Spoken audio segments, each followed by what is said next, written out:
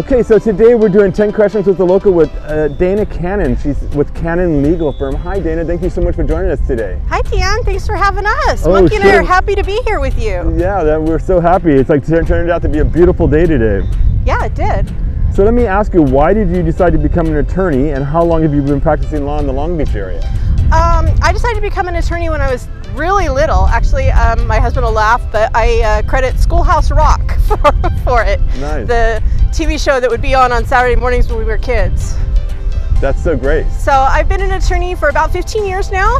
Always practiced in Long Beach and the surrounding communities. Very good. Is that where you're originally from? No, I grew up in Northern California, but we spent summers in Huntington Beach with my grandparents, so it was kind of a natural fit for me to move down here to go to college, and just landed in Long Beach. Well, that's great.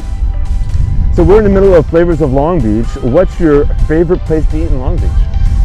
Pretty much anywhere near the water. Love Shoreline Village, love Alamitos Bay, spend a lot of time at the boathouse. So Dana, since you're an attorney, is there one thing legally that most people should make sure that they have taken care of?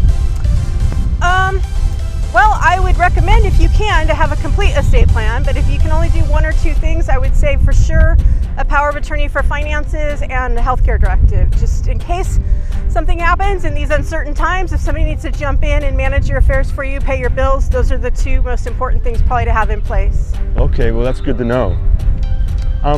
What is probate? And I always hear people want to avoid it. What's that? Yeah, probate is really the official wrapping up of your affairs. I mean, technically it means admitting your will to the court for probate, but it involves any kind of estate, whether you have a will or you don't, and it's the court involvement in appointing somebody to manage your affairs for you and to wrap up everything, make sure your taxes get paid, and that your beneficiaries ultimately get your inheritance. So why is it important for people to have a trust? Well, as you already mentioned, probate avoidance is one reason that most people do get a trust, but a lot of people don't know that it also can help you avoid a conservatorship. It generally keeps the court out of your life as long as things are going according to your plan. So a trust is essentially a way to set up your assets so that they can be managed by somebody else who's not appointed by the court, but is somebody that you choose to step in and take care of your affairs for you. So, are you a morning person or a night person? Probably a night person.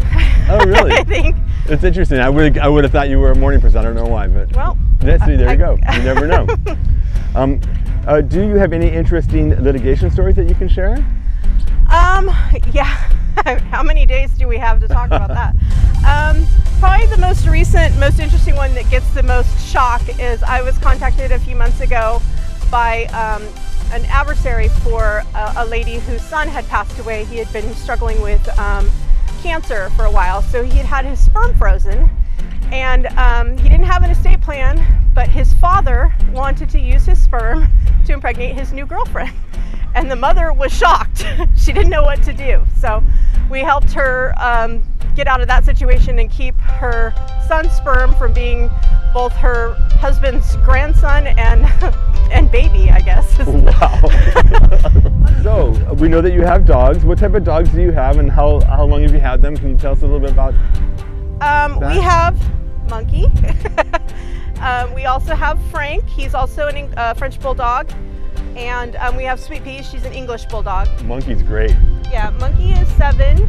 She fooled us into thinking all French Bulldogs were this well behaved, and then we got Frank, who is not with us today because he is not as well behaved.